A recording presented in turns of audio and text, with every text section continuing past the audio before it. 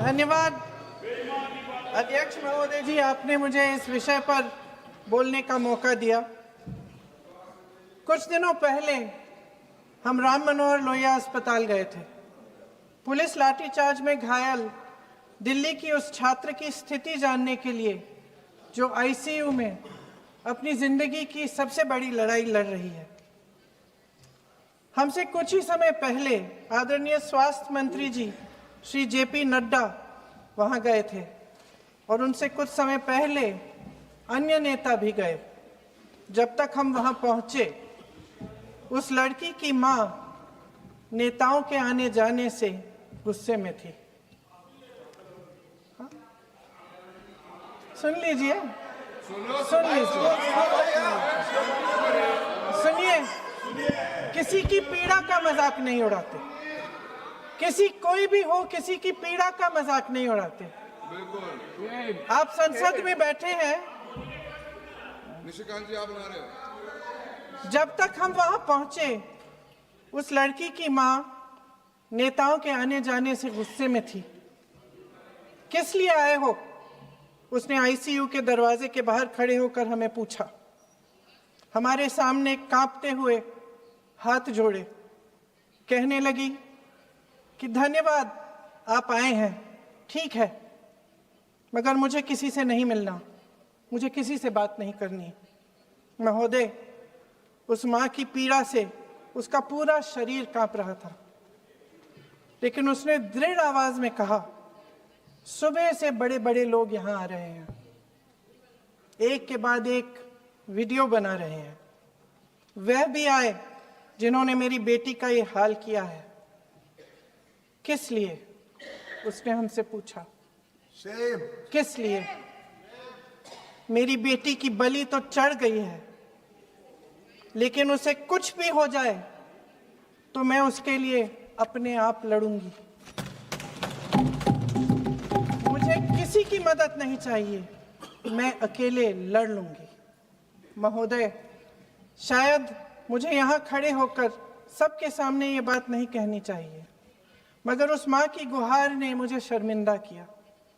उसके दिल के टूटने की वो आवाज जो अस्पताल की दीवारों से में गूंज रही थी, मेरे मन में अभी भी गूंज रही है। इसलिए उस माँ की इजाजत लिए बिना मैं आपके द्वारा आदरणीय प्रधानमंत्री महोदय जी और आदरणीय गृह मंत्री महोदय जी से पूछना चाहती हूँ कि क्या जरूरत थी एक मासूम बच्ची पर इस तरह दमन करने की? क्या जरूरत थी उन छात्रों पर आंसू गैस चलवाने की, उन पर लाठियां बरसाने की, उन पर वाटर कैनन्स चलवाने की? क्या जरूरत थी उन नौजवान लड़कियों को जलील करते हुए उनके कपड़े फाड़ने की, उनको बेरहमी से गंदी तरह पिटवाने की? देश के युवाओं पर पैलेट गन्स और AK-47 चलवाने की क्या आवश्यकता थी? क्या वे आतंकवादी थे? क्या आतंकवादी हैं? टेररिस्ट हैं? हाँ, कांग्रेस बोल रही है। हाँ, कांग्रेस बोल रही है। जवाब दीजिए, जवाब दीजिए। कांग्रेस बोल रही है, जवाब मांग रही है, जवाब दीजिए।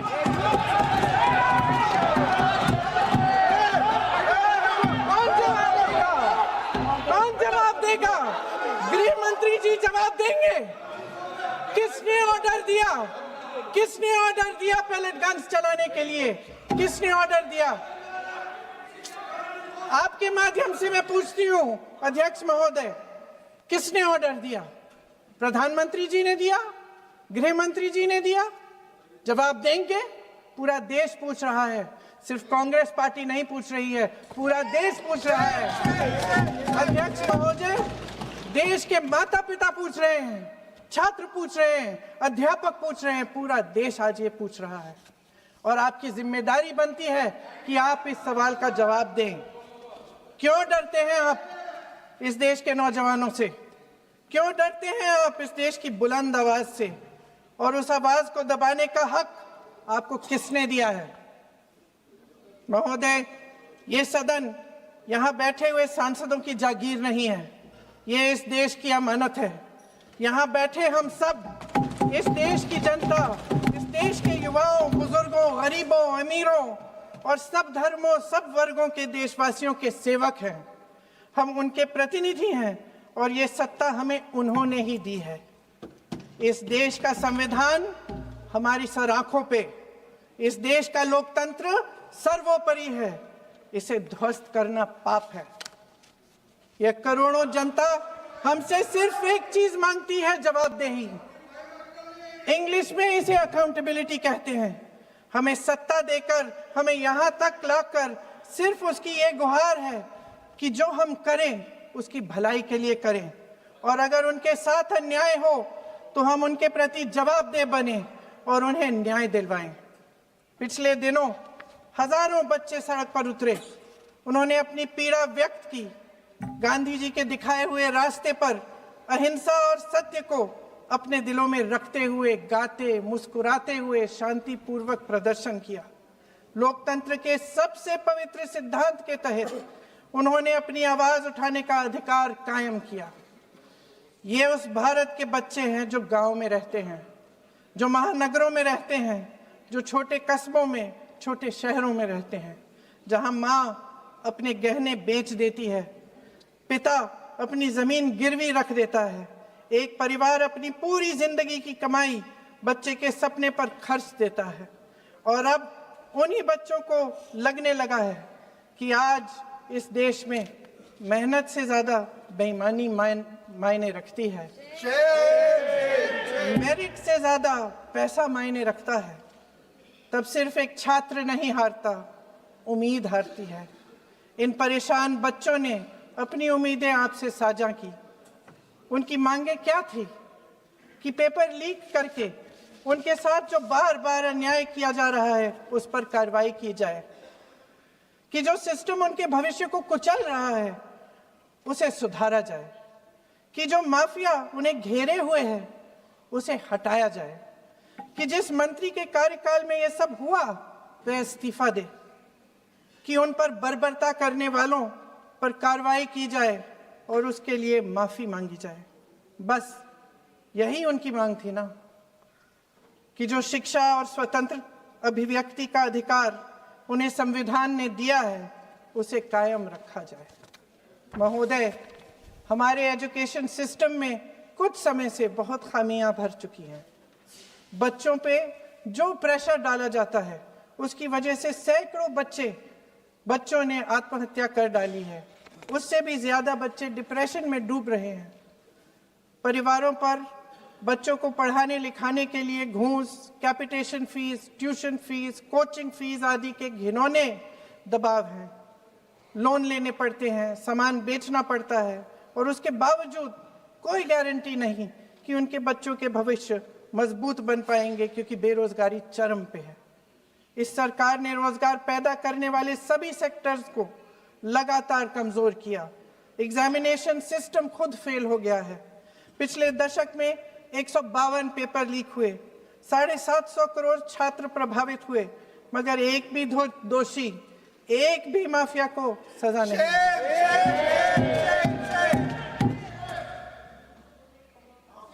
हमारे एजुकेशन में आरएसएस के प्रचारकों को भर भर कर उसे खोखला बना दिया है। जबरदस्ती एनटीए बनवाकर सिस्टम का केंद्रीकरण करके उसे और भी उलझा दिया। देश के कुल बजट में, हाँ जी जबरदस्ती, आपने अभी अभी सुना तमिलनाडु के हमारे साथी क्या कह रहे थे। देश के कुल बजट में एजुकेशन बजट की हिस्सेदारी हर साल बढ़ाने की बजाय घटती जा रही है। 1.4 लाख करोड़ रुपया का पूरा बजट एजुकेशन बजट है और 1.32 लाख करोड़ सिर्फ नीट देने वाले 22 लाख बच्चों के परिवारों से हर साल खींचा जाता है। एक और शर्मनाक आंकड़ा भी है। 1.4 लाख करोड़ रुपया हमारा पूरा एजुकेशन बजट और 16 लाख करोड़ रुपए जो मौजूदा सरकार ने बड़े उद्योगपतियों के लोन माफ किए हैं। सोचिए कि इस सरकार की प्राथमिकताएं क्या हैं। सच ये है अध्यक्ष महोदय कि जिस तरह अस्पताल में उस छात्रा की मां का विश्वास पूरे सिस्टम से हट गया है, उसी तरह देश के युवाओं का भरोसा इस पूरे सिस्टम से टूट चुका है। और जब इस तरह देश के भविष्य, हमारे युवा निराश होकर सरकार और सिस्टम से अपना भरोसा हटा देते हैं, तो उस भरोसे को फिर से बनाने के लिए सिस्टम के अंदर से जवाब नहीं ढूंढा जा सकता, उसके दायरे से बाहर निकलना पड़ता है, नए सिरे से ठोस प्रयास करने पड़ते हैं। अफसोस की बात यह है अध्यक्ष महोदय कि इतना हो जाने के बाद भी आदरणीय प्रधानमंत्री महोदय जी और उनके साथी इस सच्चाई को समझ नहीं पा रहे हैं। वे अभी भी ये सोच रहे हैं कि पीआर, नैरेटिव चेंज और पालतू मीडिया के सहारे एक बार फिर उनकी नैया पार हो जाएगी। परसों शिक्षा मंत्री जी ने शर्मनाक परिस्थितियों में अपना इस्तीफा दिया और कल यहीं मकर द्वार पर मेरे सत्ता पक्ष के सांसदों ने जिंदाबाद के नारे चिल्लाते हुए उनका संसद में ऐसे स्वागत किया जैसे मानो कोई सुपरस्टार पहुंच गए हैं। विडंबना देखिए महोदय, जब भूतपूर्व शिक्षा मंत्री को मुकुट पहनाया जा रहा था, स्वागत हो रहा था उनका, तब महाराष्ट्र में एक परिवार पेपर लीक पीड़ित अपनी बेटी की आत्महत्या का शोक मना रहा था। आपकी सरकार ने देश के करोड़ों छात्रों को क्या संदेश दिया? आपको किस बात का गौरव है, किस बात का अभिमान है, ये कौन सा अहंकार है? जहां आंखों में शर्म होनी चाहिए, वहां बेशर्मी और स्वागत के नगाड़े बजाए रह रहे हैं। एक तरफ मातम है, दुख है, यहाँ फूल माला डाल रहे हैं। कोई आप पर कैसे यकीन करे? प्रधानमंत्री महोदय जी ने नया शिक्षा मंत्री चुना, एक ऐसे व्यक्ति को इस पद पर आसीन किया जिसने एक गर्भवती महिला के बलात्कारियों की रिहाई पर अपनी सहमति व्यक्त की, खुशी जताई। देश की करोड़ों लड़कियों को प्रधानमंत्री जी ने इससे क्या संदेश दिया? सर, अखबारों में है। अखबार में नहीं, मेरा कुछ भी बोल के चले जाते हैं क्या? अरे ये तो कैसा क्या है इनके पास? ऐसा ही कोई आरोप लगा दीजिएगा, कोई नियम कानून नहीं है।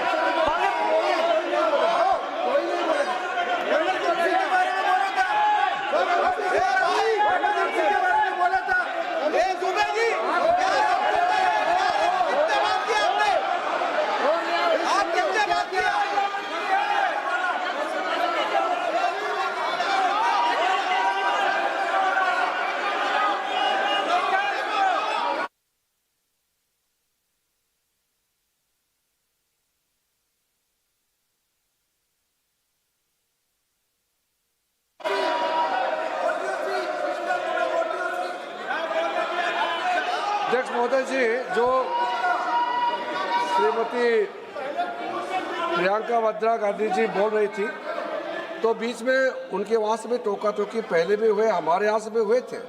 अभी हम लोग तो शांति से सुन रहे हैं, लेकिन जो अभी अभी हमारे वर्तमान नए शिक्षा मंत्री को जो उन्होंने टिप्पणी की, कैरेक्टर असैसिनेशन है एक तरीके से संसद में, और इस तरीके के भाषा हम उम्मीद नहीं करते हैं।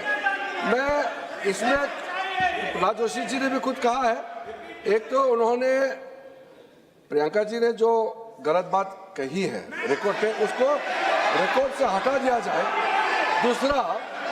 दूसरा इस तरह का भाषा का इस्तेमाल ना करें। आपने डिबेट से पहले आपने अपील किया कि संसद में डिबेट का स्तर को नहीं गिराने चाहिए। उनके पार्टी के वो सीनियर लीडर है, वो पहली बार चुन के आए हैं, मगर उनके पार्टी में सीनियर है। जिम्मेदारी के साथ बोलना चाहिए। अगर पूरा ऑथेंटिकेट नहीं कर सकते हैं तो मैं ये मानता हूं कि उनको क्षमा मांगना चाहिए सदन से।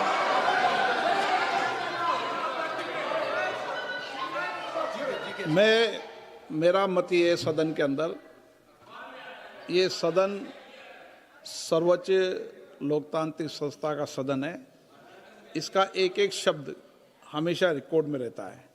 मैं माननीय सदस्य से आग्रह करूंगा कि बिना तथ्यों के हमें इस तरीके के सदन के पटल पर बात नहीं होनी चाहिए।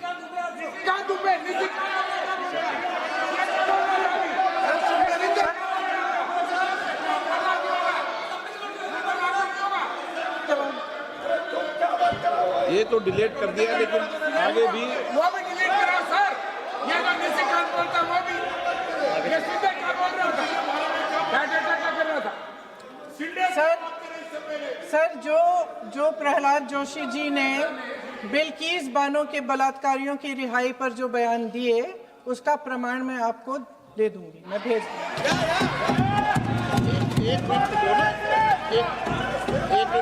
मैं ऑथेंटिकेट कर लूंगा।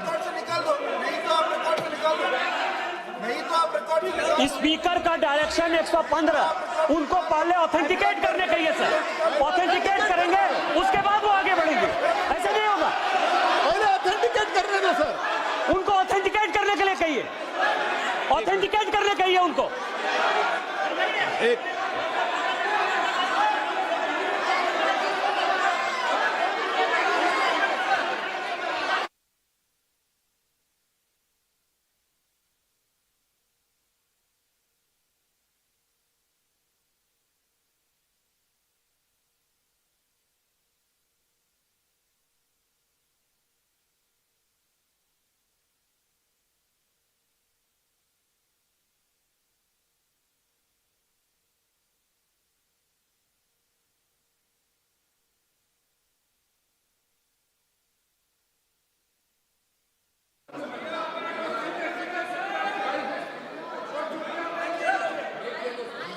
आप उनको बोलने दो, आप मत करो डिस्टर्ब। मैं एक विषय बता दूं, एक मिनट बताऊं।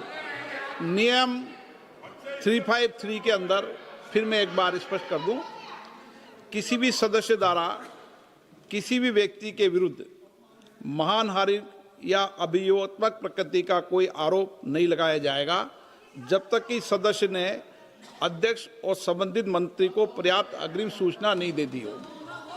यह व्यवस्था है।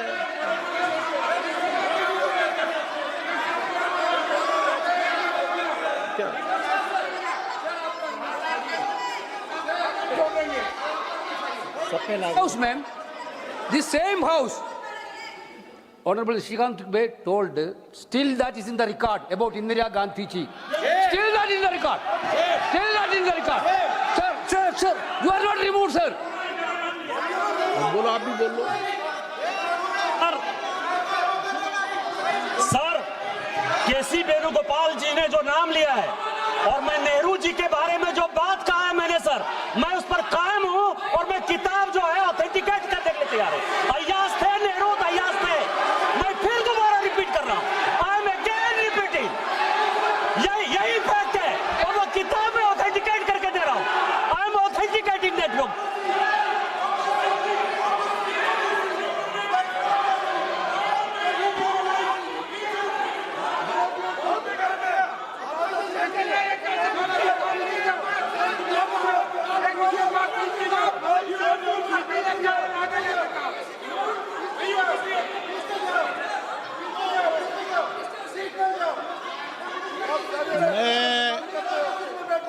मैं जब आसन पर होता हूं, जो मैं व्यवस्था देता हूं, चाहे सत्ता पक्ष हो या प्रतिपक्ष हो, मैं समान व्यवस्था देता हूं। मैं जब आसन पर होता हूं,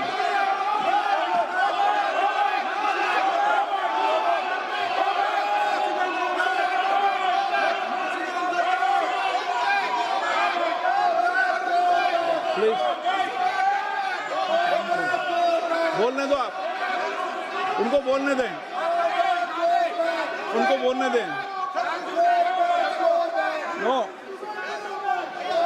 अरे आप उनको नहीं बोलने देना चाहते? चलिए 114 प्लीज चाहिए। सर प्रियंका जी को ऑथेंटिक करना चाहिए, ऑथेंटिकेट करना चाहिए, और जो मिस इन्फॉर्मेशन कर रहे हैं, नहीं तो मिस इन्फॉर्मेशन के लिए कार्रवाई करना चाहिए सर। ये क्या कुछ भी बोल के चल सकते हैं क्या? और procedure for the minister the correcting the mistake 114 में अगर वो आपने जो रूल का जिक्र किया 353 में मुझे कोई नोटिस नहीं दिया है, मैं इधर प्रेजेंट हूँ और मैंने ऐसे कैसे बिना ऑथेंटिकेशन बोल सकते हैं मुझे बिना नोटिस दिए हुए। इसलिए मैं इसको खंडन करता हूँ और उसको एक्सपेल करना चाहिए और उनको माफी मांगना चाहिए।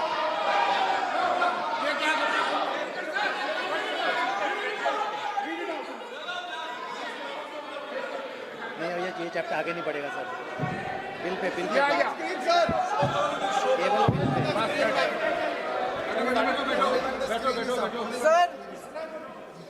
Sir here is a newspaper माननीय आर्टिकल सदस्य, सर पूरा बुक ही लेके आए आपने, आपके बुक ही लेके आ सकता है। Sir, written by a respected माननीय journalist, सदस्य, I will authenticate using this, sir. आप माननीय सदस्य प्लीज इसको छोड़ दें।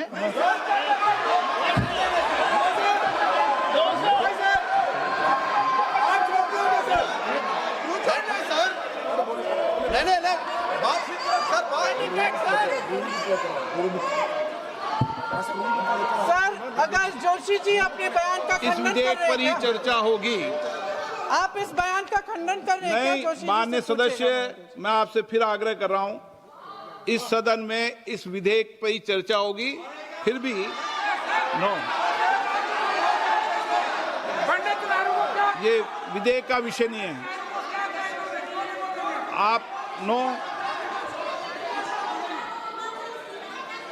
आप बोलो तो विधेयक पर बोलो, ये मेरी अपेक्षा आपसे। प्लीज सर, कभी- छोड़िए, ये रख दो। इस विषय को छोड़िए।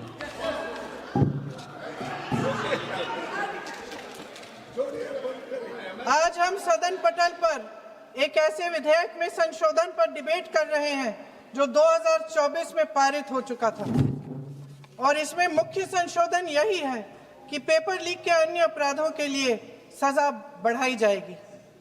मगर जब से ये विधेयक पारित हुआ तब से अब तक इस सरकार ने एक भी अपराधी को सजा नहीं दी। आपने देखा है कि कल और परसों से फेस रिकॉग्निशन द्वारा प्रदर्शन करने वाले बच्चों के नाम और पते सार्वजनिक किए जा रहे हैं, मगर यही काम पेपर लीक करने वाले अपराधियों के लिए अभी तक नहीं किया गया। ना इस विधेयक में पेपर लीक रोकने के कोई ठोस कदम है।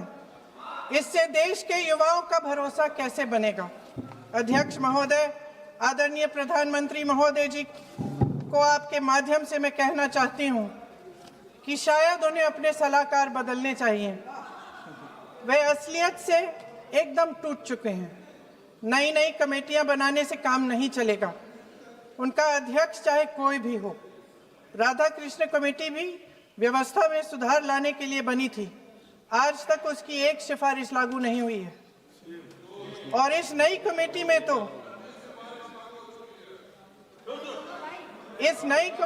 तो एक एक्स आईबी चीफ,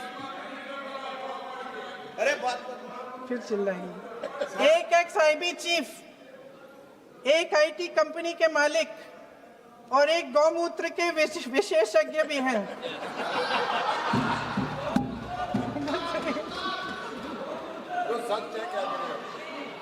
इन्हें शिक्षा के बारे में क्या पता जी? सर, सच है। आप आज मेरे से नाराज हो रहे हैं। मन मुस्कुरा लीजिए। उनको आपने भी चुनाव लड़ा।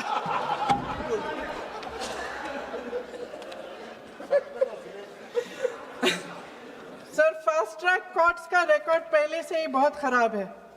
वैसे भी कल की सुनवाई में सीबीआई का वकील पेश ही नहीं हुआ। संसद में विपक्ष को दोषी ठहराने से, खोखले राजनीतिक खेल खेलने से काम नहीं चलेगा। आप जेन जी का भरोसा वापस जीतना चाहते हैं तो नए एंगल से अपने फोन से नए वीडियो बनाने से नहीं होगा।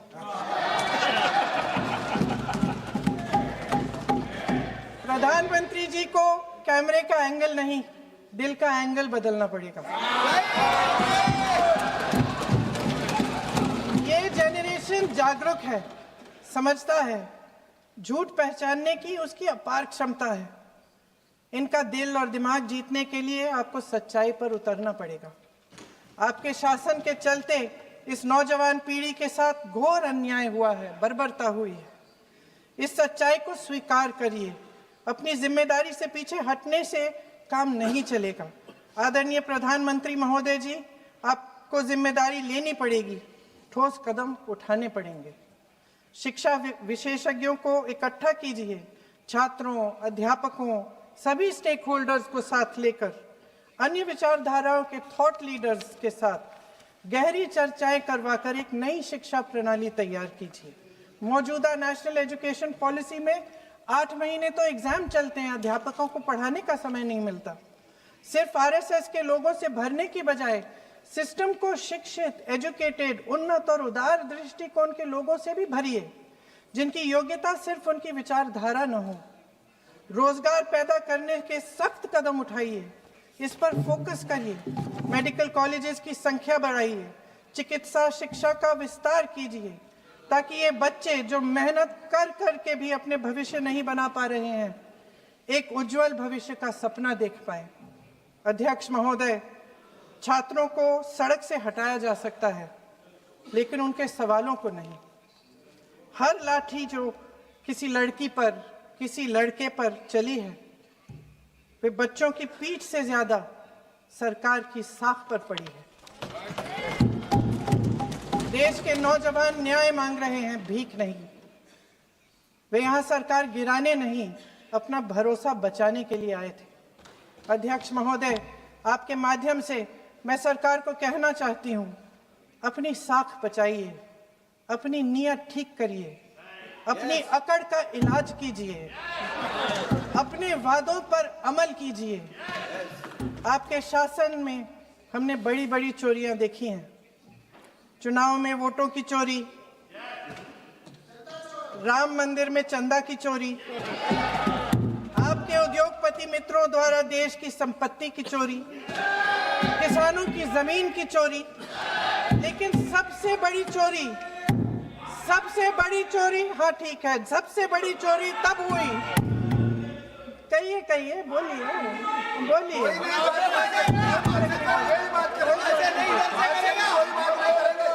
सुन लीजिए, शांति से सुन लीजिए, शांति से सुन लीजिए। आपको मौका मिलेगा, आप जितनी भी चोरियों की बात करना चाहते हैं आप कर लीजिए, अभी मेरा समय है। सबसे बड़ी चोरी तब हुई जब देश के नौजवानों के भविष्य, उनके सपने चुराए गए।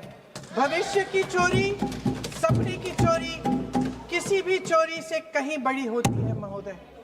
अगर देश का युवा निराश हो जाए, अगर देश का युवा निराश हो गया, उसकी उम्मीद टूट गई, तो सबसे बड़ी हार भारत की हार होगी।